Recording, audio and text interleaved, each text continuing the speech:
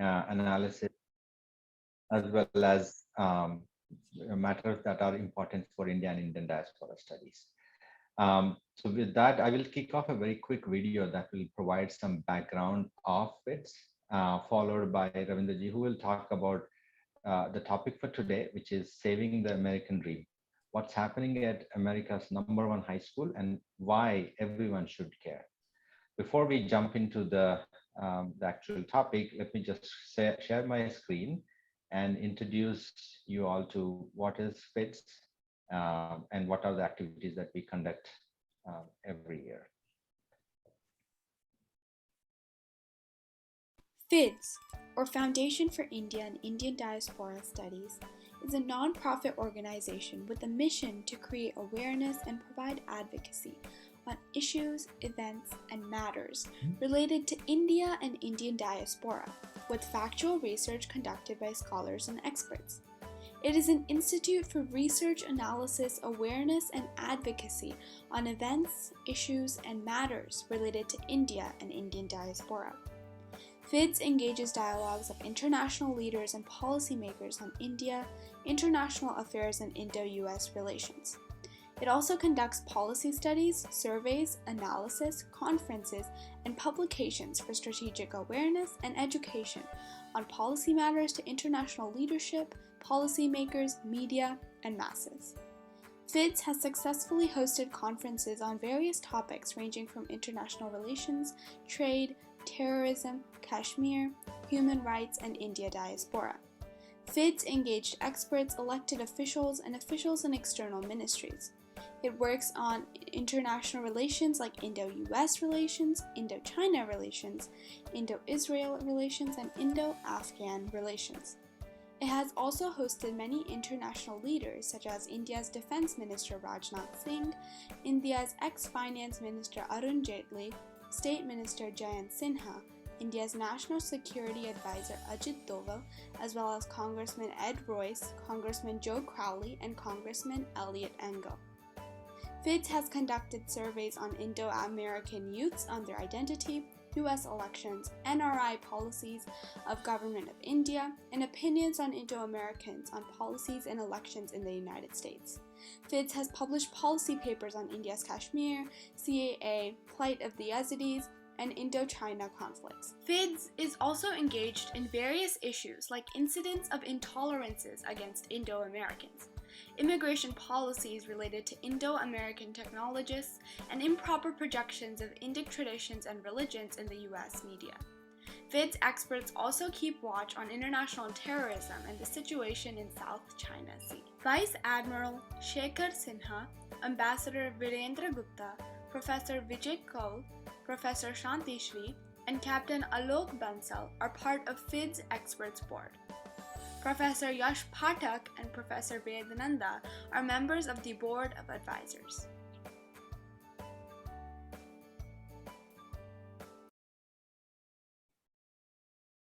All right, with that, I will pass it on to Ravindra Shukla, who is going to introduce the topic and also start the session.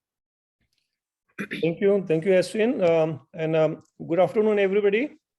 Thanks for your time and joining with us to discuss one of the core issue what basically like South Asian community can relate to.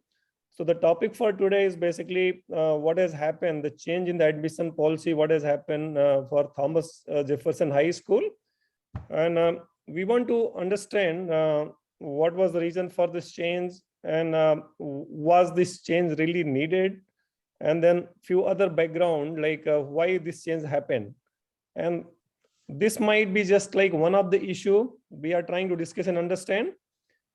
Because what is really happening, education is very core. We live in this locality, we live in this in area, we pay high taxes because the kids' future matter for us. And having it was a very, very popular school, the #1 high school. And frankly, there was no reason for these changes. So we want to get to the root, have some basic understanding why this happened. And then how should we, as a community, because our kids' future are getting impacted, how should we unite and how should we be aware about these issues and then what should be our stand? What should be our stand in future so that these things should not happen? And then how should we like fight this together?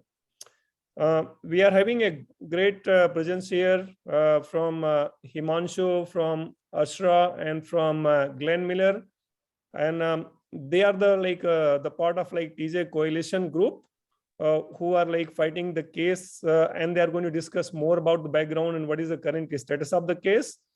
So with this brief introduction, I am going to hand over to Himanshu.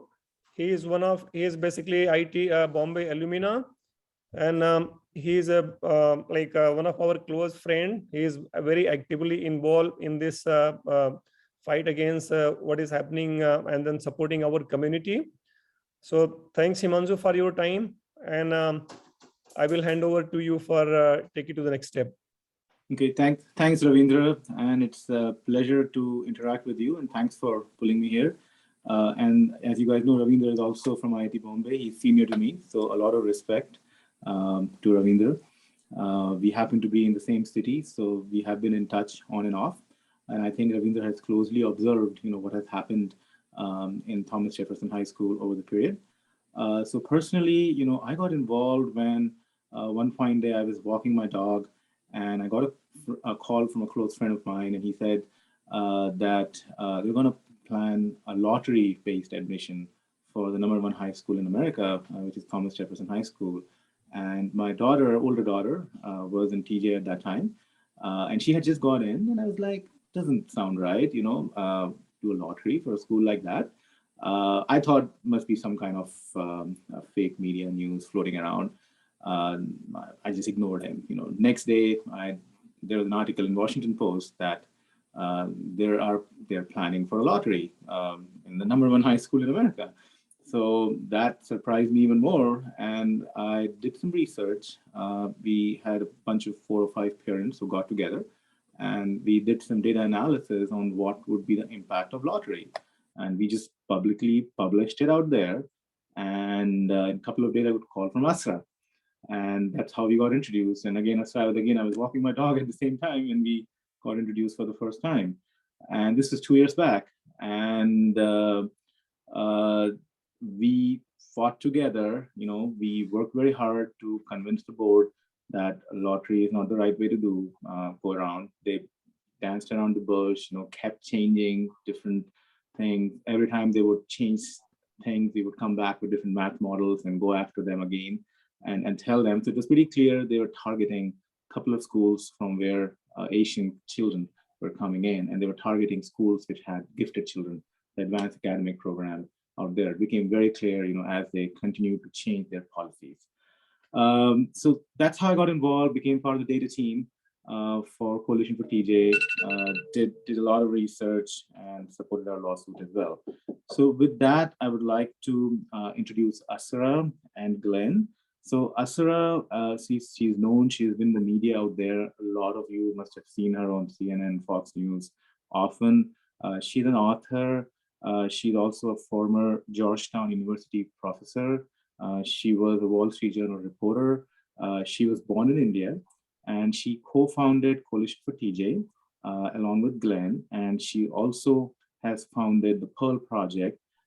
That was an investigative reporting project to fight for justice for Daniel Pearl, who was a Wall Street Journal reporter who was kidnapped and murdered in 2002.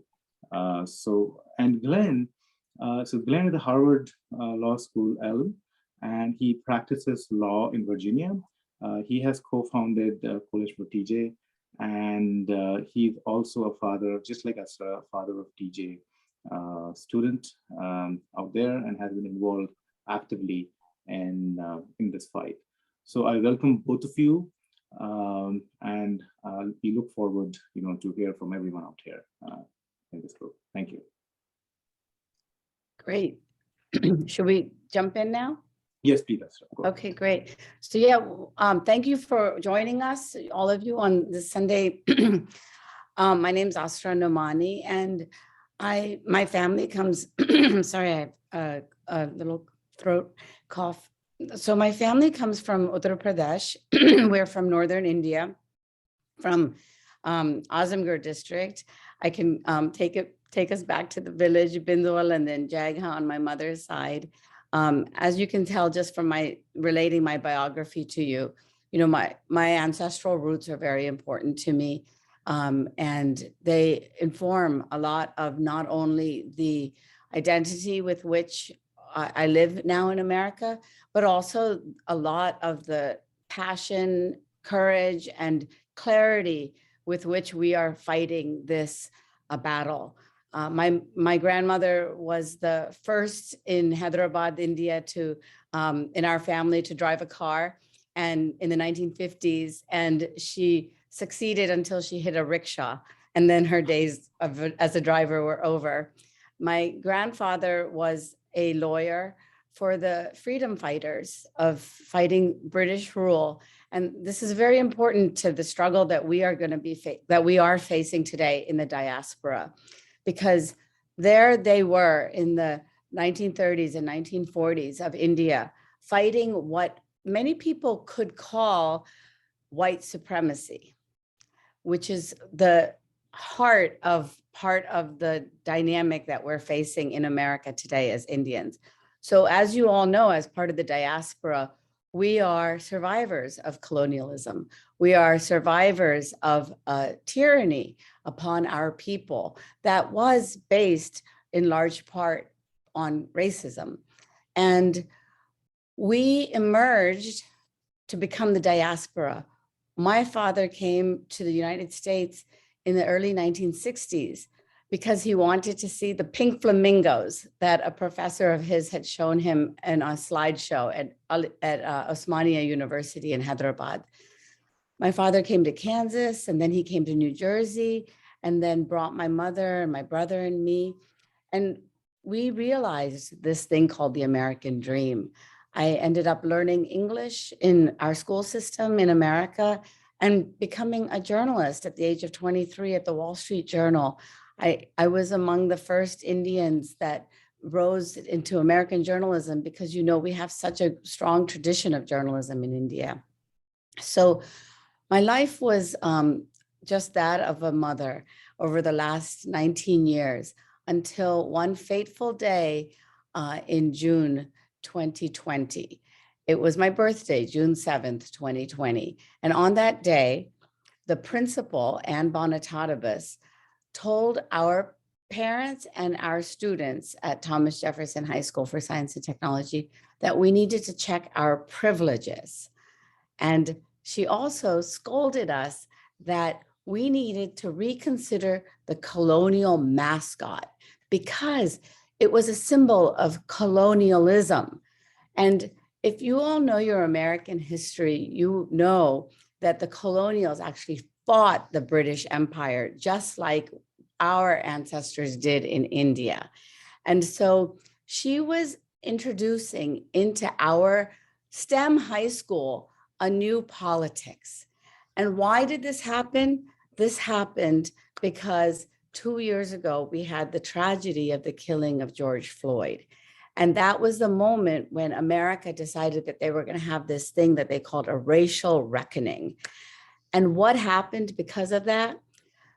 We, the diaspora from India, and Asians, our fellow Asians from China, Japan, Korea, all over, we became the inconvenient minority in this new narrative that was being scripted for America, that white supremacy was diminishing all hope and opportunity for minorities in this country. I know each and every one of you has a story, just like my family's, one of struggle. We lived in poverty when we came to our first home in New Jersey. I was one of those free and reduced lunch kids. And my mom said I was proudly ate the free breakfast that they gave us, but we struggled, right? And when my son entered into this school, that's America's #1 high school, it was a moment of success, not only for our family, but for our diaspora, because we were able to succeed through hard work. But in this moment of June 7th, 2020, a new definition had emerged for us. And that was that we were white adjacent, we were resource hoarders, and we were privileged. They made a caricature out of us. They would mock us and our children in the school board meetings. And it was through a conversation with Glenn Miller here that I got to understand. Glenn told me there are 3 words that you have to understand, Asra, and he's going to talk more about this. And these are these words: critical race theory. This is the underpinning of the war on merit in America today, because what has been put forward is this simple idea that race is the critical element through which we can understand all injustices and all aspects of society. And so what we were facing at Thomas Jefferson High School for Science and Technology was a racial demographic in which, through the diaspora, our student population is now 70% Asian. Many of them are our students, like my family, from India, many from China. We did a count on the number of countries from which our student population comes, and it's 30 plus. From Eastern Europe also, from South America, all over the world. We have 20% white and then 10% Black, Hispanic, and multiracial. So what the school board decided, which is a 12-0 Democratic school board, is that they needed to change the admissions policy so that they could have more Black and Hispanic students. In fact, the principal one time said she doesn't have enough Black and brown students. That was how she described it. And if you look at my skin, you know that I am brown, but we were on the wrong side of brown for these educrats. And that is the racism, the new racism that we are facing today. I would never have thought that those words would have come out of my mouth as a young girl growing into this country. From the age of 4, I arrived. So I have been in this country 5 decades, imagine. And this is the worst bigotry that I have ever experienced in my life. And it has come in the most insidious and diabolical way because it is being framed as progress. But in fact, it is very illiberal and it is very regressive. It's racist and discriminatory, and Glenn is going to get more into, Glenn, you talk about, Glenn is a lawyer and he'll talk about all of the reasons why. But what I want to tell you is this is what we did. We made signs like this: individual merit, not group identity. And we marched in front of the school. We marched in front of the school district's headquarters. And we had no shame in who we are and what we are. And that is the single most important message I want to communicate to all of you, to also express to your children and to your families. It was a message that was given to us by a Chinese American dad named Chian Kok in New York City, where they have faced the same bigotry on Asian students going to the top schools there, like Stuyvesant High School. And he told us 2 years ago, it was a Father's Day Zoom call, and he took the time out to tell us this, that we have to be unapologetic in who we are. And we need to teach that to our children also. What they tried to do is they tried to make testing and preparing for the SAT or the TJ test a thing of shame. But this is something that none of us should feel shame about when we work hard, when we prepare. And so this is the mantra with which we have just moved forward and fought and struggled, that we are living without shame about our identities and about challenging authority. Because as all of you know, in our diaspora, we come from cultures of honor and shame. It is easy to be shamed and then be silent. But what we have to do always is recognize our own inner intention and our values, and that are values of hard work, of equality, of fairness. And in that, we can have strength in numbers also. And that is what our community did. And I invite now Glenn to tell you exactly how we did this and how we have created a historic moment, not only for Asians and the Indian diaspora, but for our entire country. So thank you all for supporting us. And Glenn, let me have you take it from here. Great, thank you, Asra. When I talked to Asra 2 years ago about critical race theory, I was basing this in large part on that very philosophy that I was learning about and taught when I was at Harvard Law School back in the late 80s and early 90s. And this philosophy is a philosophy based on a much older philosophy of that has its roots in classic leftism, call it Marxism, whatever, which is that that everybody is equal, and that to the extent that you see societal differences, whether it be class or race, it is not due to merit, it is not due to education, it is not due to hard work. It's due to supremacy. It's due to the system being rigged and stacked against you, and that it's some higher force, call it white supremacy, call it whatever you want, but that the entire system is stacked against you, and that laws are flawed, government is flawed. It's everything is out there trying to preserve supremacy. And when I was reading about this in school, and hearing about it, it struck me as an incredibly nihilistic philosophy, because it basically reached many.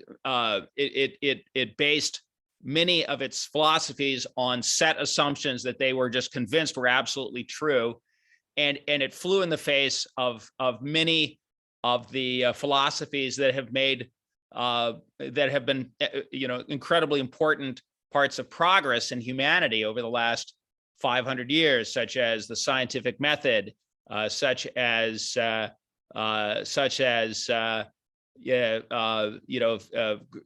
Greek philosophies, such as Descartes, whatever. But it very much based itself on assumptions that everybody was the same, and anything that differed with that was attacked. And so it was very scary to me that I was seeing something that was the bastion of a bunch of very left people at Harvard now becoming a mainstream philosophy. And the scariest thing is not simply where we are, but where they want to go. They believe, and this philosophy believes, that everybody is the same.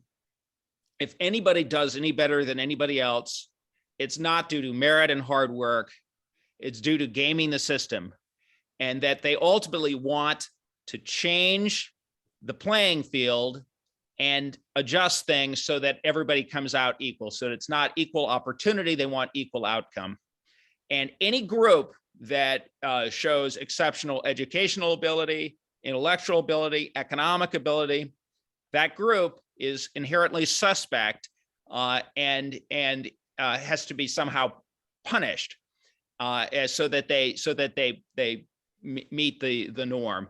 And the great enemy of this philosophy, you call it critical race theory, whatever, is any sort of objective criteria, standardized tests, etc. Those are the great enemy, because a standardized test makes it difficult for the people who want to balance the scales to be able to do that without evidence that what they're doing is doing exactly that, which is changing the scales. And so these groups have long attacked standardized tests. They attack grades. They attack anything that is an objective criteria. and that's to give them total control over to be able to change things. And that's what we saw going on at Thomas Jefferson High School. The biggest problem, however, with that whole philosophy is that it flies in the face of fundamental underpinnings of the government of the United States and the philosophy of the United States, which is people are equal and they have equal opportunity, not equal outcome. And the United States was founded on a bunch of these core principles that are incorporated, fortunately, in our Constitution. And one of the most important is something called the 14th Amendment. And the 14th Amendment says that every person is entitled to equal protection under the law.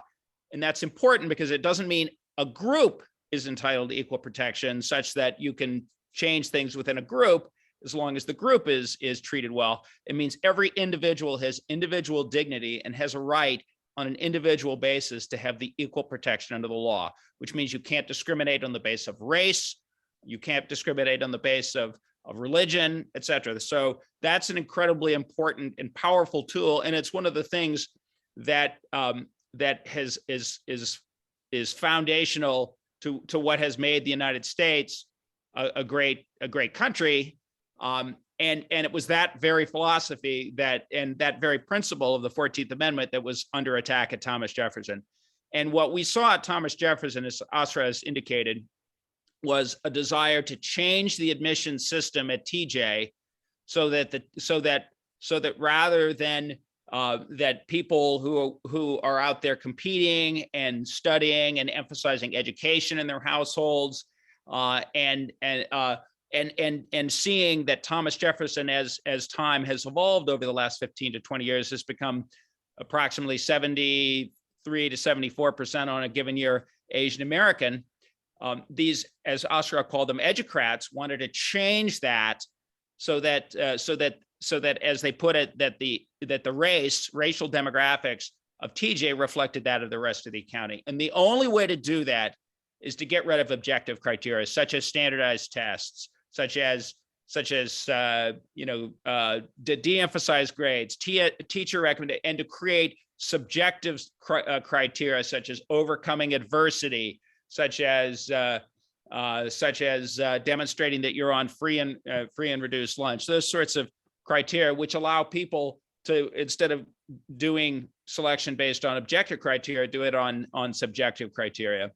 And as things evolve, we started out with a lottery, which ultimately, thanks to the advocacy of the Coalition for TJ and other associated groups, ended up getting abandoned. But they ultimately went with a holistic system that was specifically designed to reduce the number of Asian Americans at TJ, and it accomplished just that. When the last class came around, instead of the Asian American population at TJ in the admissions class being approximately 73%, it dropped to about 55%.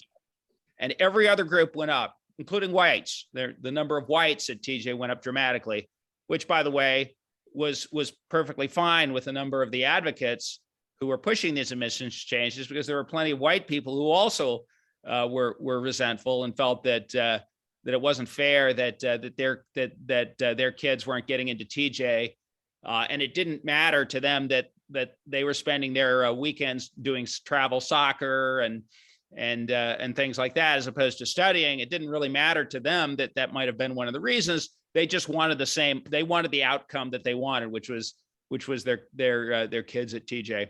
And so the Coalition for TJ ended up bringing a couple of legal cases. The most prominent of which, and has gotten the most news, is that we filed suit in federal court with the help of a legal team from something called the Pacific Legal Foundation, and we brought a case against the Fairfax County Public Schools that they were engaging in unconstitutional racial balancing at TJ and making changes to the admission system with the specific intent to racially balance the school, to reduce the number of Asian Americans and increase other races, which is, under Supreme Court guidance, unconstitutional. And we were able to obtain, through FOIA requests, Freedom of Information Act requests, and also subpoenas using the court system, we were able to obtain text messages from the school board. And we were able to find evidence that the school board was aware that this was discriminating against Asian Americans, that they thought it was funny in some cases. We had people saying, LOL, this is so discriminatory against Asians, laugh out loud. And we saw evidence that the school board was changing the criteria and the points awarded to the criteria with a specific intent to achieve racial balance and reduce the number of Asian Americans and increase the number of Black students, Hispanic students, and of course, white students.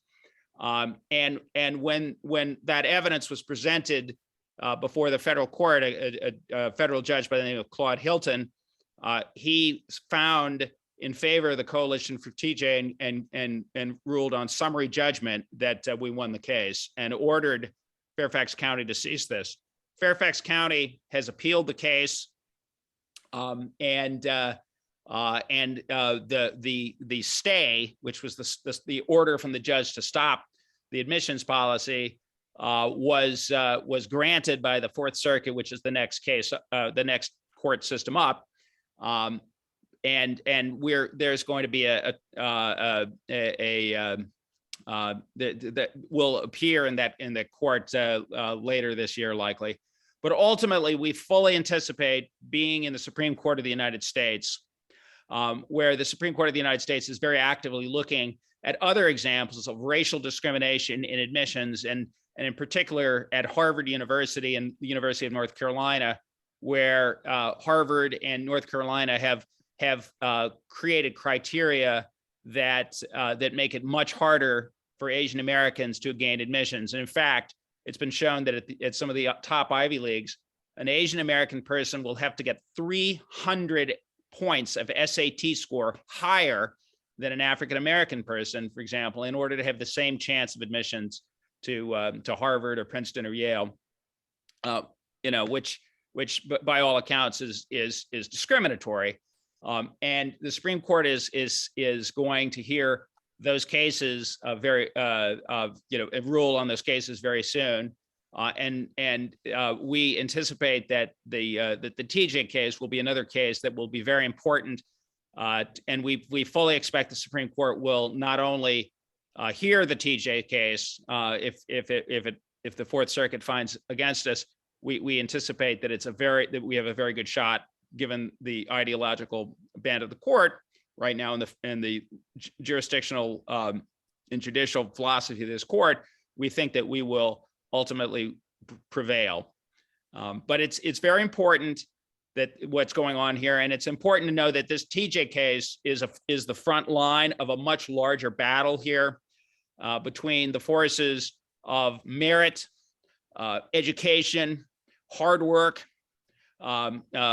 cultural responsibility, and the American dream, as somebody pointed out, versus the forces of forced equality, so-called equity, and other forces that would seek to impose quotas and restrictions and to hold down groups that have succeeded in our country based on an even playing field. So the point being that this is a battle that has much larger implications, both for the future of your families, for the future of your children, for work possibility, and we're fighting very hard against the ideals of some of the groups that we're fighting, which would like to have quotas and mandated hiring quotas in companies, and so not just TJ but companies and government employees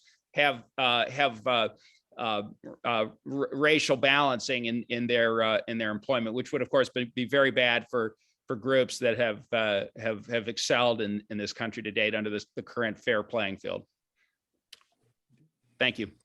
And I will just add one note, which is Glenn and I have talked about this, and many of you are familiar with the court case called Brown versus Board of Education. It was critical to having integration in the United States. We are certain that our case, Coalition for TJ versus the Fairfax County School Board, will go down in history also as monumental. And I just want to cue up that my dad is here. We have a special guest. So it will take him a minute or two, I'm sure, to turn on his camera and unmute himself. But Dad, if you could do that, I'd love for you to be able to say hello to everyone. He's 88 years old and he supports us 100%. He walked up the steps of the Supreme Court with us. And remember, he was the boy who lived under the British colonial rule. He climbed a banyan tree to support Gandhi in the Salt March. And he watched as his father fought for the freedom fighters of India. So that is what is coursing through us in this movement. So Dad, whenever you turn your camera on and your speaker on, we'll have you say a word. Thank you. I think he's muted, so someone might have. No, you keep going because it'll take him minutes, I'm sure. Okay. Yeah, he's trying to speak. I can see that. Oh, okay, no There he worries. is. No There he worries. goes. He's got it unmuted now. Great. Yeah, we got it. Okay, Dad, are you there? Go ahead, Mr. Nomani. He's muted again. You got muted again. Press the space bar while you talk. So we can continue, and then as soon as he pops, then we'll Right. get him. Don't worry. We had a few questions from the audience popping up. One of the questions, which we get asked often is, so this question being asked here is, in the name of equal opportunity, how does coalition attempt to address the racial imbalance? So essentially, I think that the genesis of the question is, why is there a racial imbalance in schools like yeah. TJ? And, It's such a and what is our thought around that, and how Yeah. should the school system maybe address those kind of problems? Yeah, That's- this is really critical. We are all blessed with opportunity and we want this for everyone, every student. But unfortunately, there has been, a thing that they call an achievement gap in the United States of America. And that is that there is a very significant gap between the white and Asian student performance and then the Black and Hispanic student performance. So there's a myriad of reasons for this, but they're not being addressed. And even in Fairfax County, Virginia, we know that by second, third grade level, there is a gap between the white and Asian students and then the Black and Hispanic students in reading and math. And as any of you know, especially if you've gone into the STEM fields, in order to get to the level where we have traditionally had students enter TJ, they have typically mastered Algebra 1 and geometry. Getting onto that progression starts from the earliest ages, from second, third grade. You don't automatically turn it on in 7th grade or 8th grade and be at that advanced academic learning. So what we have said is that there has to be an improvement in the pipeline, as they call it, to academic excellence at schools like TJ. And it is not about Glenn has a very good analogy that he shared with us that I'll have him show about of the flower, Glenn, of the poppy. But it is not by lowering the highest achievement of our students that we bring up the students that are falling behind. We have to improve those students' performance. And it's really from systemic failures. It is true within the school system that the Black and Hispanic students have been failed. But the argument is that the argument of the critical race theory ideologues, like I just want people to be familiar with the names of the people pushing these ideas, is this guy, Ibram X. Kendi. He spoke to the school system in August 2020 at a rate of $20,000 for 1 hour of a video.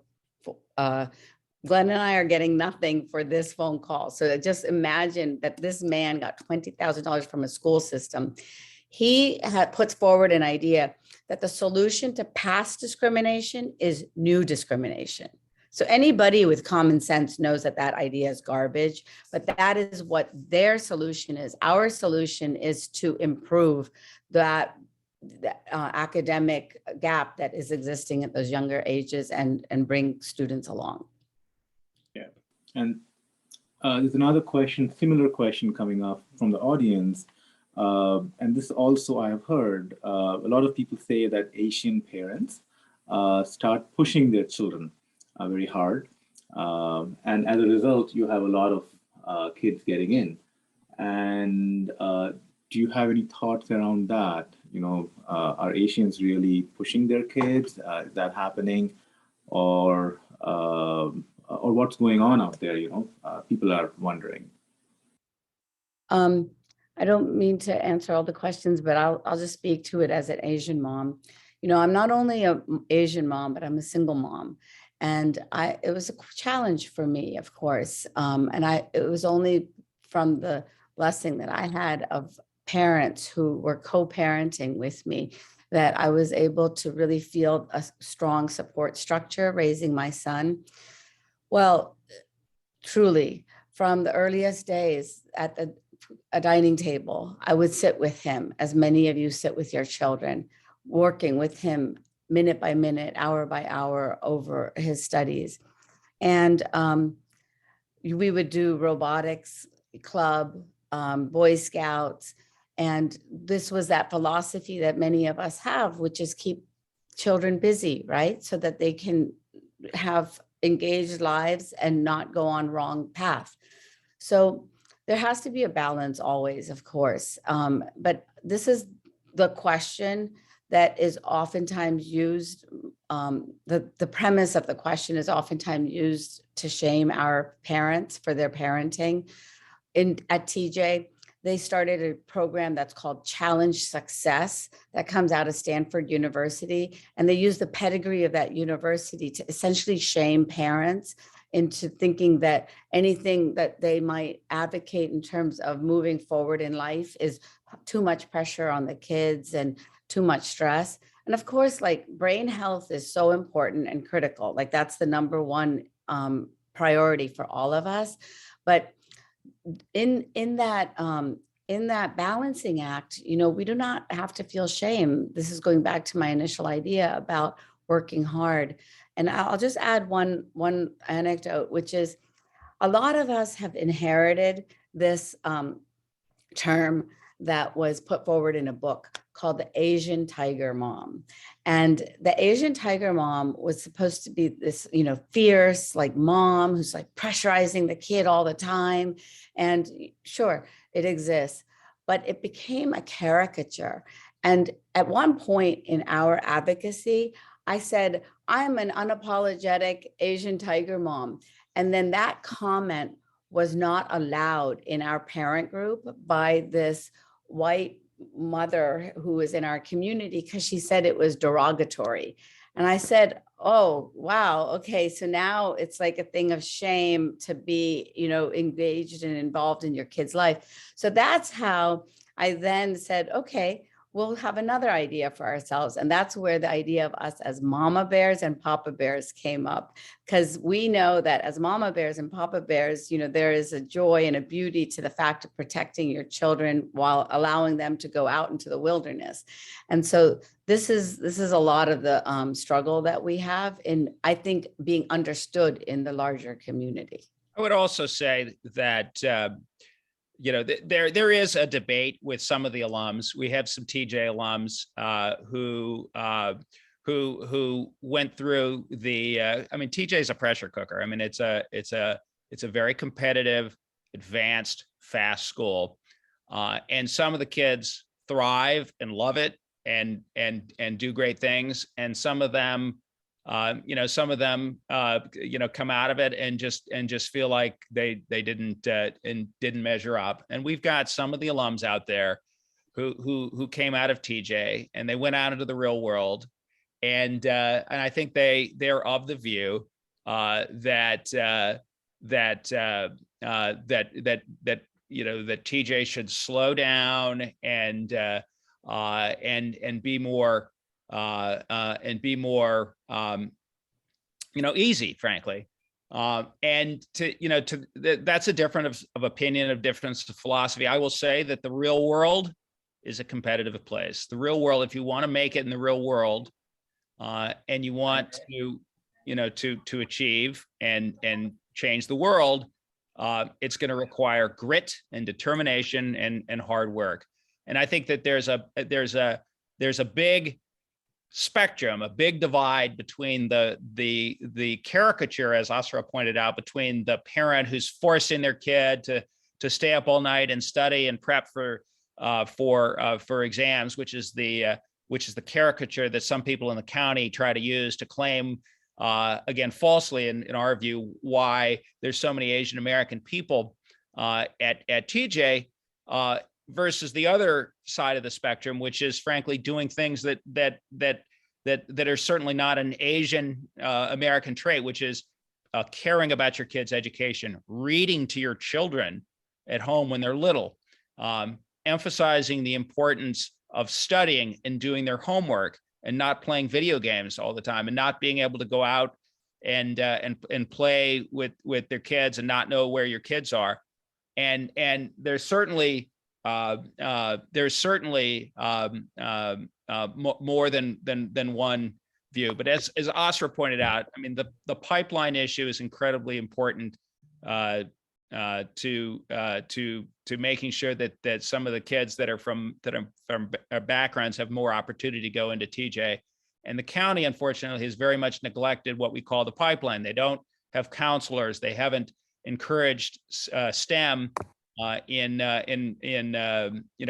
elementary schools in some areas of the county, and there hasn't been enough outreach to the parents about the importance in trying to teach parents who have kids that the importance of education, the importance of STEM, the importance of reading to your kids, and how making your kids do their homework and not just letting them plop in front of the television and watch TV or play video games is important for your kids' future academic success. And frankly, to emphasize that academic success is going to be important for their future happiness. So we think that the county likes to create this image of the, as Asra pointed to, the tiger mother, which really is an extreme caricature and is not what you see with most of the TJ parents.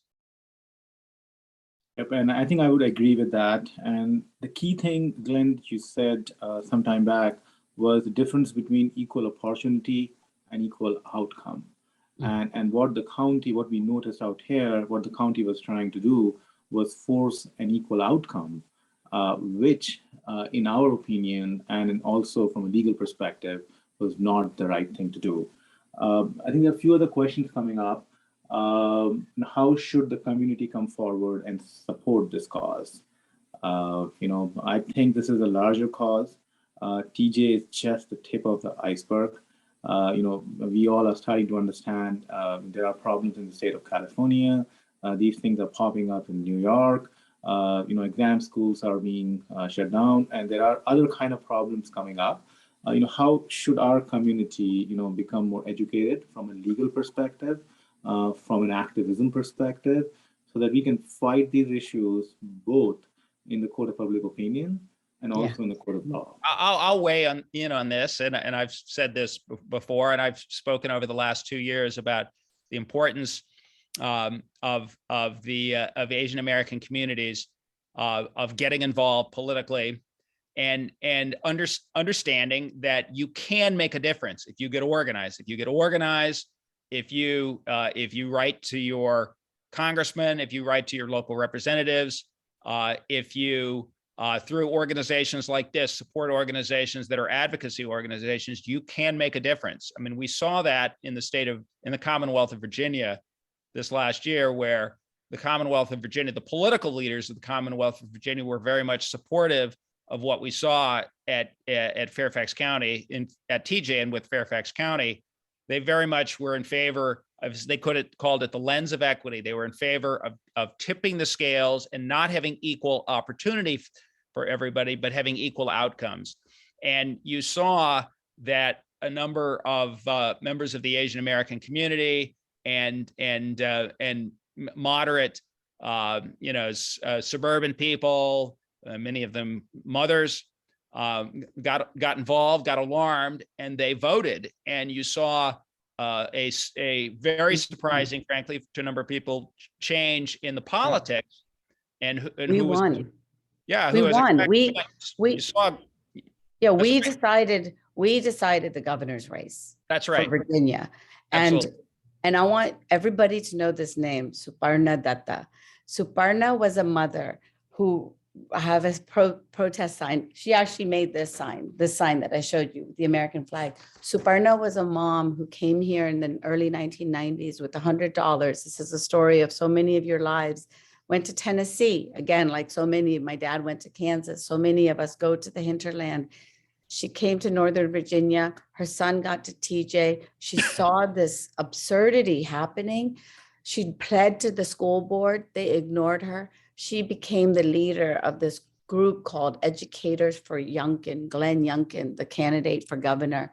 And then in September 2021, Terry McAuliffe, his opponent, dared to say that parents do not have a say in their children's education. And it was the misstep heard around the world, because that was the moment that it was clear that Glenn Youngkin would win as governor. But it was because for a year and a half, our parents had been pushing the issue of academic excellence. And I wanted to share this big news with you, you guys. Last night at 2:30 in the morning, I was at the counting in Loudoun County, Virginia, across the border here. And there is a TJ graduate from the first class of TJ. It was 1989. He was a young immigrant kid from Vietnam. He came at the age of 4. He knew no English, just like me. He learned it watching the show called The A-Team. And he ended up at Thomas Jefferson High School. He went to the Naval Academy. He ended up becoming a Navy officer, fought in Afghanistan, Iraq, Somalia, has degrees from MIT and Harvard. And guess what? Last night, he became the Republican nominee to Congress. So it's not only that we can write to our Congress people, we can elect the Congress people who come from our community. He was the only immigrant in that group of the Republican candidates, the only minority, and he won by 52%.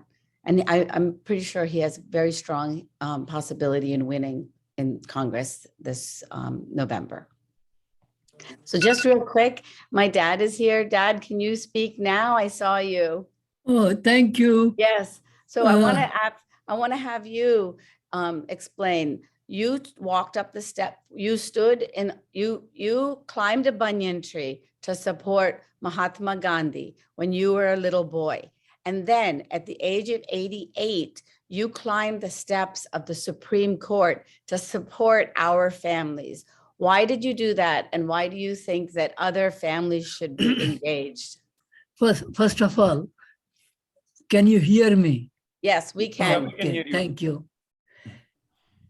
My dear friends, I have seen, experienced lot of ups and downs of the world. I have seen, gone through World War II. I still remember when people think, hey, World War II has started, 1939. Hey, Japan is a bomb, Pearl Harbor. Hey, Montgomery's forces moving in Northern Africa. I have been following. I marched with Gandhiji for Quit India movement. I was a young boy. I heard him. The thing is, I have gone through the greatest classic world famous famine of India, 42-43, where more than 3.5 million people died. There are 2 Nobel laureates associated with famine. Anyway, I had taught in India for 7 years. I have taught in this country. I have seen Kennedy's assassination. I have seen Eisenhower's period. Oh, he is one of the, to me, there are several great presidents, one of the best. I remember there were no parties, Republican Party. It was just for election. Then they will work together, whether Democrats or Republican. I love Eisenhower that way. Now, why I went up to these steps, one thing is, since I have gone through ups and downs of the world, I worked hard like hell. And I remember survival of the fittest. You can survive only if you work hard, if you compete. And also remember, if you don't try, if you don't work hard, you are 100% sure you will not get anything. But if you work hard, if you try, even if you fail, doesn't matter, but you have to try. At least there is some chance. I believe my most favorable, though I'm a nutrition biochemist, but my favorite subject was statistics and data analysis, which I have been doing since 1955, when there was no computer, using slide rule, using Monroe calculator by cranking. So life is multivariate, and you have to work hard, you have to try. Hey, I had to step the steps of the Supreme Court in support of these great mothers, great parents. I appreciate they're trying, they're working hard in the interest of the children and to maintain quality education. And this is the beauty of this country. I tell many times, if you work hard, if you do, you are in. Otherwise, you are out. Ford's founder, family member, he was thrown out of CEO there because he was not performing. Later on, he was reposted. Anyway, in this country, there's the beauty. Those who work hard, those who are productive, those who are contributing to the community, to the society, they can exist. Otherwise, others, they have no chance. Goodbye for them. Thank you very much. Hey, you mothers, I love you guys, you parents, I love you. You are doing great job. Keep up the good work. Keep this the way only you can survive. Thank you so much, Dad. Thank you, Mr. Zafar. There's another. Now you know where the Shakti energy comes from, where the power comes from. This is in all of us. All of us have that energy in us. Thank you, Dad. Thank you so much for inspiring all of us. Thank you, Zafar, for your personal story. That was good to hear. Yeah, it's so nice to hear from your dad, Asra. I'm glad. Yes. Thanks for letting him speak. Yes, thank you. So as I think what we are noticing, as you know, what your dad, Asra, what he's saying is this kind of problem is not just limited in Virginia, in Northern Virginia, this Thomas Jefferson High School. We were, I would think, the tip of the iceberg. And our school was attacked initially because it was the #1 high school. But since then, there have been a lot of issues across the country. So some of the audience is asking, is there any coordination or mobilization between different groups across the country? And how are we involved if there's any coordination that is going on? Yeah, like for example, as Glenn said, we are now going through the courts and we are going through the appeals court because the school board is so stubborn in wanting to hold on to its established racist policy. So we now have, there's something called the Friend of the Court briefs that can be filed by organizations that support us. And we have the American Hindu Coalition, we have the Chinese American Parents Association, we have organizations from Lowell High School, which is a leading high school in San Francisco, and then parents, as I mentioned before, from New York City, the Chinese American coalition there. And that's just one illustration. But just tonight, for example, we're going to have a phone call at 7 p.m. in which parents from Boston, New York, San Francisco, and Virginia, we've been meeting for some months now to establish a new organization that is going to advocate for advanced academics across the country. Because no matter where you are, the prism that Glenn laid out for you and the value system that my dad laid out, like it's in a collision course, because this idea of inequity is everywhere. And the solution is not the one that my dad offered you, that we all end up, pushing each other and working harder, but rather that we dumb down the system. So they are getting rid of this advanced placement courses all across the country. As people know, they're getting rid of the SAT, ACT entrance exams to colleges and making it much more subjective.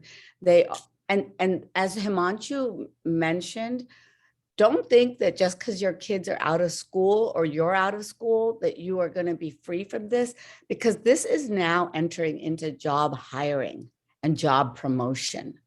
It is now, this is no longer the value system that my dad witnessed when Martin Luther King said to judge children by the content of their character and their hard work, right? And not the color of their skin.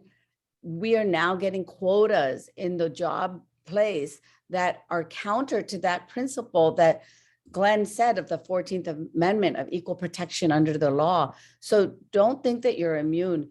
And where else are we getting it? We're getting it in healthcare. There's inequity in healthcare now. So the solution is to give certain people vaccines, shots, medicine, because of the perceived inequity.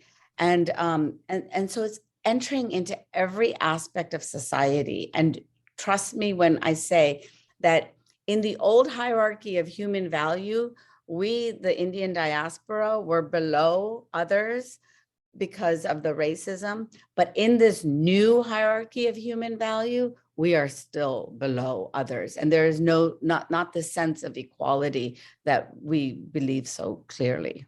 And to just answer one other aspect of that question, there definitely is coordination amongst groups that are promoting these philosophies of anti-merit. I mean, there's books being written, there are conferences being held, you have teachings in school, you have academic conferences with people getting together, and it's part of the larger DEI movement, diversity, equity, inclusion. And one of the buzzwords you'll hear is anti-racism. You'll also hear the lens of equity, and the lens of equity basically means subjective criteria that are used to racially balance institutions, school boards, schools, employment, so that rather than people being promoted and receiving appointments based on their merit, based on hard work and academic achievement, that it's based on their race. And given that the Asian American community is comparatively a small percentage of the United States, that sort of a philosophy will be very detrimental to the long-term prospects of this community. And there's two books that can document exactly what Glenn is talking about. One of them is from a member of the diaspora, Vivek Ramaswamy, and it's called Woke Inc. And it captures the industry. I call it the woke industrial complex that is putting these ideas into everywhere from corporations to school systems. And then this other really great book is called Race to the Bottom. And it also chronicles our struggle at TJ, plus all across the country in school districts everywhere, on how equity is used as the new excuse to get rid of equality. Himanshu, I think Ms. Asrani has had her hand up for a while. Do you want to? Okay. Yeah, sure. If she wants to speak. Yeah. Yeah, I think she's unmuted. So Raki, please go ahead. Yeah, can you hear us? Yes, yeah. Can you hear me okay? Yeah, we are good. Yeah, please go ahead. Yeah. I know this good discussion has been fascinating. I really appreciate all the information that Asra and Glenn, you guys have provided, especially being from California. This is a huge problem, right? I mean, the move away from merit-based admissions in various, you see it across the state, actually. And like you said, right, in every field, not only in the workplace, but in the education and everything else. I think I just want to mention that, when the UC system like I think Glenn, you mentioned the move away from from standardized tests and things like that. If you look at their move, like in 2012, they removed the subject test, right? Because Asians were doing better on it. And now even the discussion in 2020, if you listen to that whole discussion, when they decided to remove it against the advice of the task force that was tasked with looking at the SAT and ACT, and they had recommended keeping it because there was value in it, they still removed it. And the discussion, when the 23 regions, there were at least 5 or 6 that were clearly against it, but yet they still voted for it because voting against it would be racist or discriminatory. And, there's that whole fear among a lot of the academia to not voice their opinion because of the backlash or the belittling or the demeaning that might happen. So I just want to mention, I'm sure you guys have already looked into a lot of that stuff, but, and then the coalition that you mentioned tonight, or any movement to kind of bring together parents across the country, if you could give information on how to join that. Is that the Coalition for TJ? That's It's not. It's going to be a larger national one, but please go to our website is coalitionfortj.net and just join. Just fill out the form so we have your email address, and then we'll send you information about it. And anybody here, I'll just personally tell you my email address is asra@asranomani.com, ASRANOMANI.com. And then our main email address at Coalition for TJ is Coalition for TJ spelled out at gmail.com. And we're on Twitter and Facebook. And so you can message us anywhere. And if you could put those emails in the chat. Go ahead. Sorry. Go ahead. Yes, absolutely. I was going to say, as Mr. Serrani has just pointed out, it's surprising and almost laughable sometimes to listen to politics where they say, listen to the experts, and yet when the experts in the case of California, the regions, they commissioned an extensive involved study where they produced a 240-page or so report that said you need to keep standardized tests, and here's the value. It's one aspect of admissions, and it's important because it is a significant indicator of future academic success and certainly first-year success. And that was just ignored from a political standpoint. And as and as Ms. Serrani pointed out, people who have disagreed and pushed back have been targeted with campaigns, Title IX campaigns against people who have spoken out against these sort of efforts. We had somebody, frankly, on the TJ PTSA who was visited by the diversity coordinator at the national bank, the big national bank, and told that if he supported and opposed admissions changes at TJ, that he would be reported to the CEO. I mean, there's all sorts of. This is how certain groups will try to get their way when they don't want a free exchange of ideas. They don't want a free debate on the issues. They don't want to talk about statistics. They don't want to talk about anything. They want there to be one way, and anybody who disagrees with them, they attack them professionally and personally. And as I've told Asra, and Asra has told me, it takes courage. I mean, the only way to really get out there and make a difference is to have courage and not be intimidated when somebody starts calling you names. And if you don't show courage, people are quickly silenced and shamed into submitting, and it's right out of the playbook of intimidation, and you have to be able to push back against it.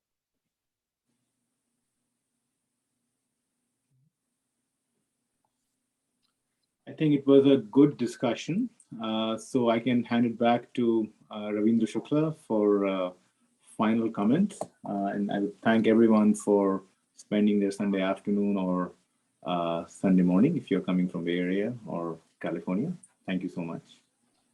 Yeah, thank you, Himanshu, and thank you, Asra and Glenn. It was really a good discussion, and looks like the way I'm seeing the issue, this is like not just the education, this is going to trickle to the job, to like healthcare.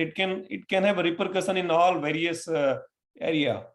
So this is a very, as we said in the beginning, much larger issue, much larger fight.